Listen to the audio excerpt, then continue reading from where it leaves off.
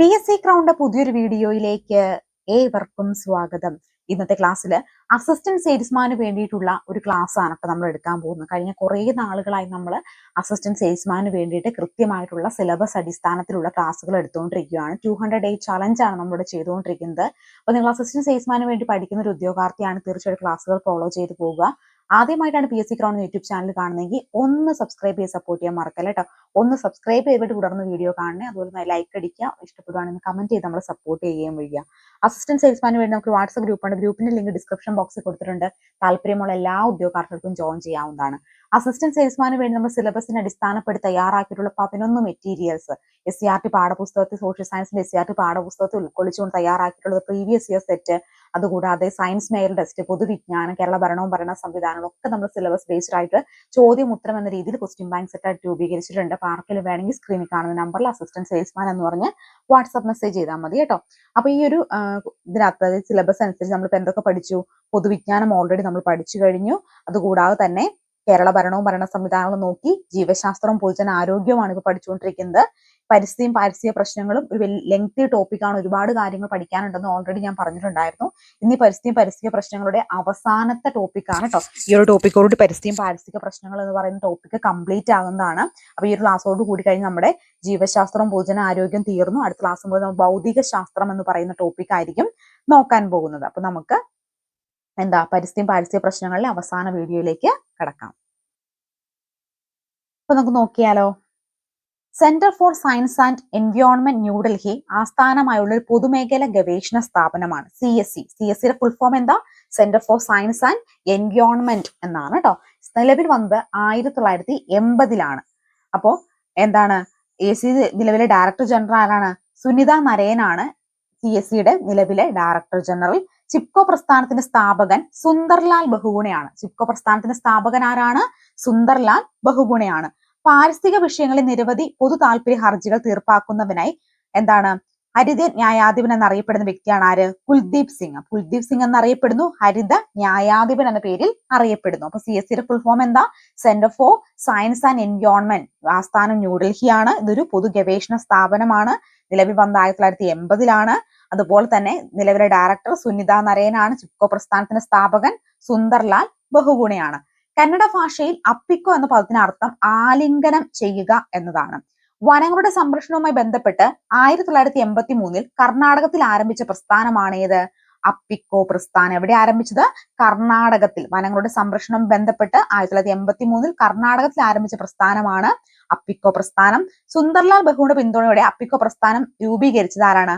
പാണ്ഡുരംഗയാണ് കേട്ടോ. പാണ്ഡുരംഗയാണ് സുന്ദർലാൽ ബഹുവിനയുടെ പിന്തുണയോടെ ഈ ഒരു അപ്പിക്കോ പ്രസ്ഥാനം രൂപീകരിച്ചത്. 1973 ചമോലി ജില്ല എവിടെയാണ്? ഉത്തരാഖണ്ഡിലാണ് കേട്ടോ. വനവൃക്ഷങ്ങൾ മുറിക്കുന്നതിനെതിരെ കർഷകരും ഗ്രാമീണ ജനങ്ങളും ഒത്തുചേർന്ന് നടപ്പിലാക്കിയ അക്രമരഹിത സമരമാണ് ഏത്? ചിപ്കോ സമരം കേട്ടോ. അപ്പൊ ചിപ്കോ സമരം എന്ന് പറഞ്ഞാൽ എന്താണ്? ഉത്തരാഖണ്ഡിലെ ചമേലി ജില്ലയിൽ 1973 വനവൃക്ഷങ്ങളും മുറിക്കുന്നതിനെതിരെ കർഷകരും ഗ്രാമീണ ജനങ്ങളും ഒത്തുചേർന്ന് നടപ്പിലാക്കിയിട്ടുള്ള പ്രസ്ഥാനമാണ് ഏത്? ചിപ്കോ സമരം എന്ന് പറയുന്ന ഹിമാചൽ പ്രദേശങ്ങളിലെ വൃക്ഷങ്ങളെ സംരക്ഷിക്കാൻ സുന്ദർലാൽ ബഹുഗുണ ആരംഭിച്ച പ്രസ്ഥാനമാണ് ഏത്? ചിപ്കോ പ്രസ്ഥാനം. അപ്പൊ അപ്പിക്കോ പ്രസ്ഥാനത്തിന്റെ പ്രത്യേകത എന്താണ്? വനങ്ങളുടെ സംരക്ഷണം ബന്ധപ്പെട്ട് 1983 കർണാടകത്തിൽ ആരംഭിച്ച പ്രസ്ഥാനമാണ് അപ്പിക്കോ പ്രസ്ഥാനം എന്ന് പറയുന്നത്. ചിപ്കോ പ്രസ്ഥാനം ആരംഭിച്ചതാണ്? ചിപ്കോ സമരം 1973 ഉത്തരാഖണ്ഡ് വനവൃക്ഷങ്ങൾ മുറിക്കുന്നതിനെതിരെ കർഷകരും ഗ്രാമീണ ജനങ്ങളും ഒത്തുചേർന്ന് നടപ്പിലാക്കിയ അക്രമരഹിത സമരമാണ് ചിപ്കോ സമരം എന്ന് പറയുന്നത്. എന്താണ് ചിപ്കോ പ്രസ്ഥാനം? ഹിമാലയൻ പ്രദേശങ്ങളിലെ വൃക്ഷങ്ങളെ സംരക്ഷിക്കുവാൻ സുന്ദർലാൽ ബഹുഗുണ ആരംഭിച്ച പ്രസ്ഥാനമാണ് ഏത്? ചിപ്കോ പ്രസ്ഥാനം എന്ന് പറയുന്നത്. ചിപ്കോ മൂവ്മെന്റിന്റെ പ്രധാനപ്പെട്ട നേതാവ് ആരാണ്? ഗൗരാദേവിയാണ്. ഗൗരാദേവിയാണ് ചിപ്കോ മൂവ്മെന്റിന്റെ പ്രധാനപ്പെട്ട നേതാവ്. ഇന്ത്യയിലെ പരിസ്ഥിതി പ്രസ്ഥാനങ്ങളുടെ മാതാവ് എന്നറിയപ്പെടുന്ന ചിപ്കോ പ്രസ്ഥാനമാണ് കേട്ടോ. ഇന്ത്യയിലെ പരിസ്ഥിതി പ്രസ്ഥാനങ്ങളുടെ മാതാവ് എന്നാണ് എന്തറിയപ്പെടുന്നത്? ചിപ്കോ പ്രസ്ഥാനം അറിയപ്പെടുന്നത്. ചിപ്കോ എന്ന വാക്കിന്റെ അർത്ഥം എന്താ? ആലിംഗനം ചെയ്യുക. ചിപ്കോ പ്രസ്ഥാനത്തിന്റെ മുദ്രാവാക്യം ആവാസ വ്യവസ്ഥയാണ് സ്ഥിര സമ്പത്ത്. എന്താണ്? ആവാസ വ്യവസ്ഥയാണ് സ്ഥിര സമ്പത്ത്. അപ്പോൾ ചിപ്കോ മൂവ്മെന്റിന്റെ പ്രധാനപ്പെട്ട നേതാവ് ഗൗരാദേവിയാണ്. ഇന്ത്യയിലെ പരിസ്ഥിതി പ്രസ്ഥാനങ്ങളുടെ മാതാവ് എന്നാണ് ചിപ്കോ പ്രസ്ഥാനം അറിയപ്പെടുന്നത്. ചിപ്കോ എന്ന വാക്കിന്റെ അർത്ഥം ആലിംഗനം ചെയ്യുക എന്നതാണ്. ചിപ്കോ പ്രസ്ഥാനത്തിന്റെ മുദ്രാവാക്യം ആവാസ വ്യവസ്ഥയാണ് സ്ഥിര സമ്പത്ത്. ചിപ്കോ പ്രസ്ഥാനത്തിന്റെ റൈറ്റ് ലിവ്ലിഹുഡ് പുരസ്കാരം ലഭിച്ച വർഷം 1987 ചിപ്കോ മൂവ്മെന്റ് സർവോദയ മൂവ്മെന്റിൽ നിന്നും പ്രചോദനം ഉൾക്കൊണ്ടുണ്ടായതാണ്. 1980കളിൽ സ്വാഭാവിക വനം നശിപ്പിച്ച് പകരം കൂടുതൽ വില കിട്ടുന്ന തേക്കുമരങ്ങൾ വളർത്താൻ തീരുമാനിച്ച പദ്ധതിക്കെതിരെ ബീഹാറിൽ നടന്ന പ്രക്ഷോഭമാണ് ഏത്? ജംഗിൾ ബച്ചാവോ ആന്തോളൻ എന്ന് പറയുന്നത്. അപ്പൊ 1980കളില് സ്വാഭാവിക വനം നശിപ്പിച്ച് പകരം കൂടുതൽ വില കിട്ടുന്ന തേക്കുമരങ്ങൾ വളർത്താൻ തീരുമാനിച്ച പദ്ധതിക്കെതിരെ ബീഹാറിൽ നടന്ന പ്രക്ഷോഭം ജംഗിൾ ബച്ചാവോ ആന്തോളൻ എന്നറിയപ്പെടുന്നു. ജംഗിൾ ബച്ചാവോ ആന്തോളൻ നേതൃത്വം നൽകിയത് ഏതാണ്? ബീഹാറിലെ സിംഹ ജില്ലയിലെ ആദിവാസികൾ ആണ് ഇതിന് നേതൃത്വം നൽകിയത് എന്നുകൂടി ഓർത്തിരിക്കുക കേട്ടോ. 1730കളിൽ രാജസ്ഥാനിലെ ബിഷ്ണോയ് ഗ്രാമത്തിൽ ജോധ്പൂർ രാജാവ് കൊട്ടാരം നിർമ്മിക്കുന്നതിനായി മരങ്ങൾ മുറിക്കുന്നതിനെതിരെ ഗ്രാമത്തിലെ സംഘം സ്ത്രീകൾ ആരംഭിച്ച പ്രസ്ഥാനം ഏതാണ്? ബിഷ്ണോയ് പ്രസ്ഥാനം എന്ന് പറയുന്നത്. പ്രസ്ഥാനത്തിന് രൂപം നൽകിയത് അമൃതാ ദേവി ബിഷ്ണോയ് ആണ്. അപ്പൊ 1730കളില് രാജസ്ഥാനിലെ ബിഷ്ണോയ് ഗ്രാമത്തിലെ ജോധ്പൂർ രാജാവ് കൊട്ടാരം നിർമ്മിക്കാനായി മരങ്ങൾ മുറിക്കുന്നതിനെതിരെ ഗ്രാമത്തിലെ ഒരു സംഘം സ്ത്രീകൾ ആരംഭിച്ച പ്രസ്ഥാനമാണ് ബിഷ്ണോയ് പ്രസ്ഥാനം. അതിന്റെ പ്രധാനപ്പെട്ട നേതൃത്വം നൽകിയത് അമൃതാ ദേവി ബിഷ്ണോയ് ആണെന്ന് ഓർക്കുക. മിന്നല്, ഇടിമുഴക്കം, അതുപോലെ ഇടതൂർന്ന മേഘങ്ങൾ, കനത്ത മഴ അല്ലെങ്കിൽ ആലിപ്പഴം, ശക്തമായ കാറ്റ് എന്നിവയും എപ്പോഴും ബന്ധപ്പെട്ടിരുന്ന ഹ്രസ്വകാല കാലാവസ്ഥയാണ് ബന്ധപ്പെട്ട അവസ്ഥയാണ് ഏത്? ഇടിമിന്നൽ എന്ന് പറയുന്നത്. ഇനി വിവിധ ദിശകളിലേക്ക് തരംഗ രൂപത്തിൽ ഊർജം മോചിപ്പിക്കുന്ന ഒരു സ്വാഭാവിക പ്രതിഭാസമാണ് ഭൂകമ്പങ്ങൾ. വിവിധ ദിശകളിലേക്ക് തരംഗ രൂപത്തില് ഊർജം മോചിപ്പിക്കപ്പെടുന്ന ഒരു സ്വാഭാവിക പ്രതിഭാസം ഏതാണ്? ഭൂകമ്പങ്ങളാണ്.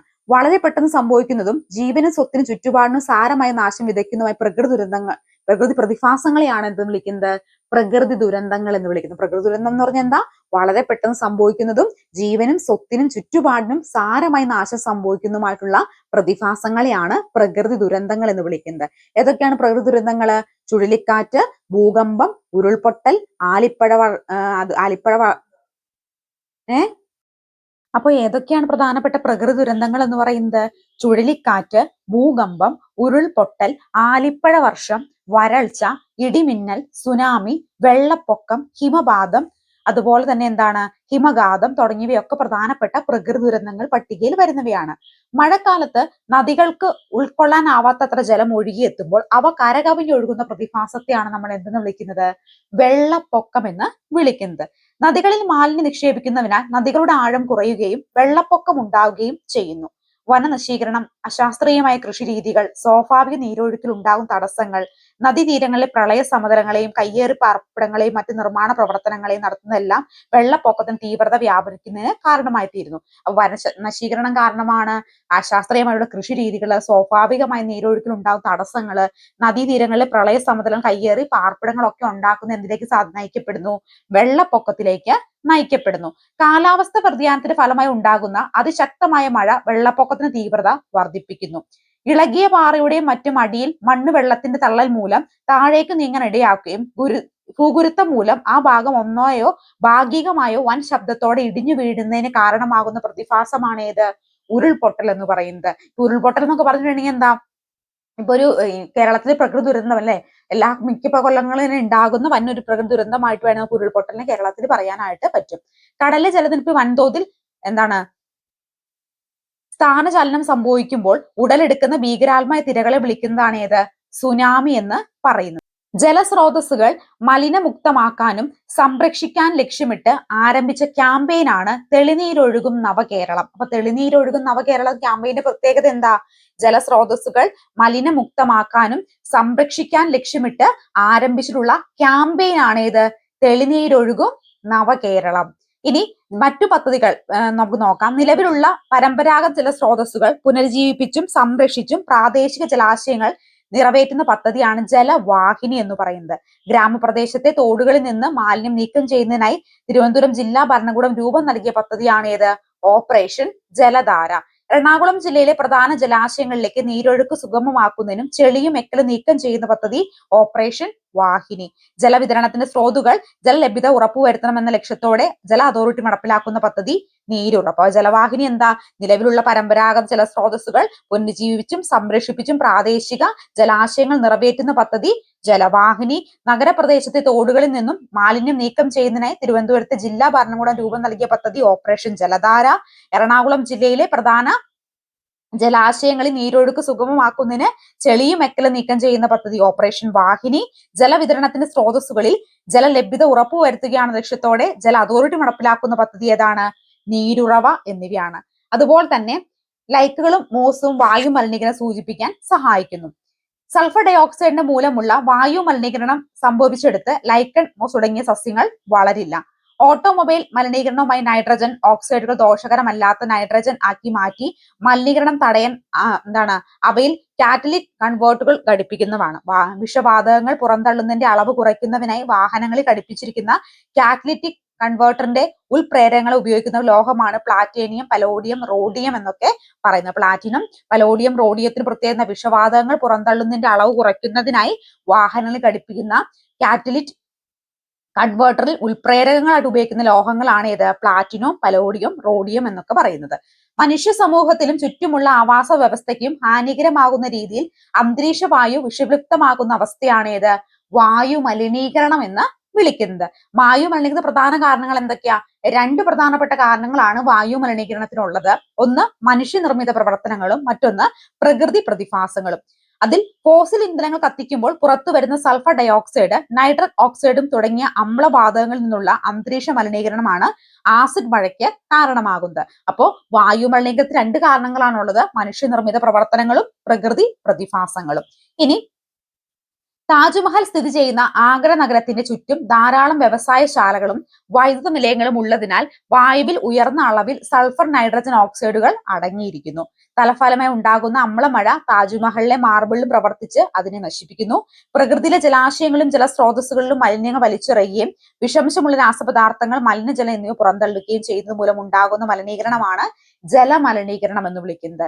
ഇന്ത്യൻ ജലമലിനീകരണ നിയന്ത്രണ നിയമം നിലവിൽ വന്നത് 1974 എന്നാണ് 1974. ജലമലിനീകരണത്തിന്റെ BOD എത്രയാണ്?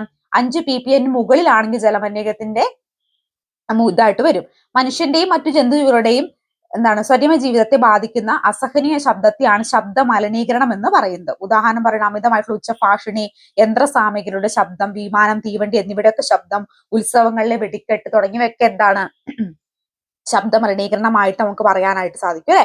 അപ്പോൾ ജലമലിനീകരണമുണ്ട്, ശബ്ദ മലിനീകരണമുണ്ട്, വായു മലിനീകരണമുണ്ട്.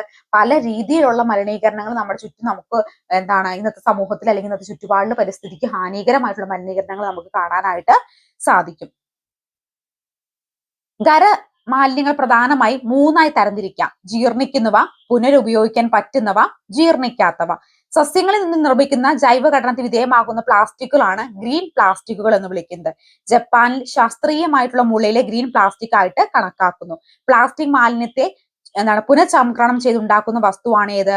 പോളിബ്ലൈൻഡ് എന്ന് വിളിക്കുന്നത്. പോളിബ്ലൈൻഡ് എന്ന് പറഞ്ഞാൽ എന്താ? പ്ലാസ്റ്റിക് മാലിന്യത്തെ പുനഃചംക്രമണം ചെയ്തുണ്ടാക്കുന്ന വസ്തുവാണ്. അപ്പൊ കരവസ്തുക്കളെ എത്ര തരംതിരിക്കാം? ജീർണിക്കുന്നവ, പുനരുപയോഗിക്കാൻ പറ്റുന്നവ, അതുപോലെ ജീർണിക്കാത്തവ. ഇനി കേരളത്തിൽ ഉരുൾപൊട്ടലുണ്ടായ പ്രധാനപ്പെട്ട സ്ഥലങ്ങളെ നമുക്ക് നോക്കാം. ഇത് പലതവണ പ്രീവിയസ് ഇയർ PSC ചോദിക്കുന്നതാട്ടോ. ഇവയ്ക്ക് ചോദിക്കാറുള്ള സാധാരണ ഇതിൽ ഉരുൾപൊട്ടലുണ്ടായിട്ടുള്ള അമ്പൂരി ഏത് ജില്ലയിലാണ് സ്ഥിതി ചെയ്യുന്നത്? അപ്പൊ അമ്പൂരി തിരുവനന്തപുരമാണ്. 2001 ഉരുൾപൊട്ടൽ ഉണ്ടായത്.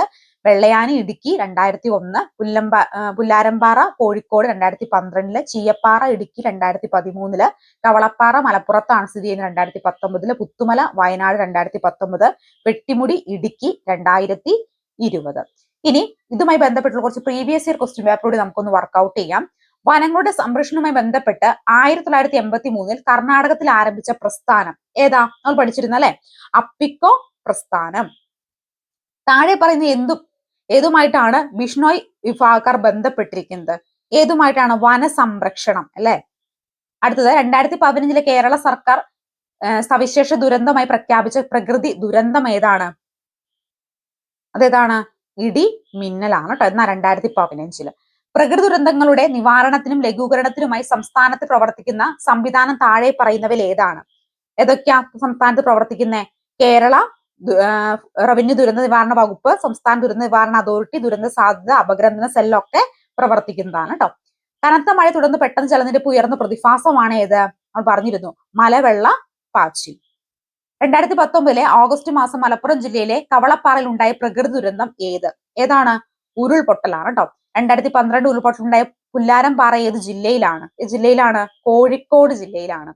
എണ്ണ മലിനീകരണം തടയാൻ കഴിവുള്ള സൂപ്പർ ബഗുകൾ എന്ന ജനിതകമാറ്റം വരുത്തിയ ബാക്ടീരിയ വികസിപ്പിച്ച ഇന്ത്യൻ വംശജനായിട്ടുള്ള ശാസ്ത്രജ്ഞൻ ആരാണ്?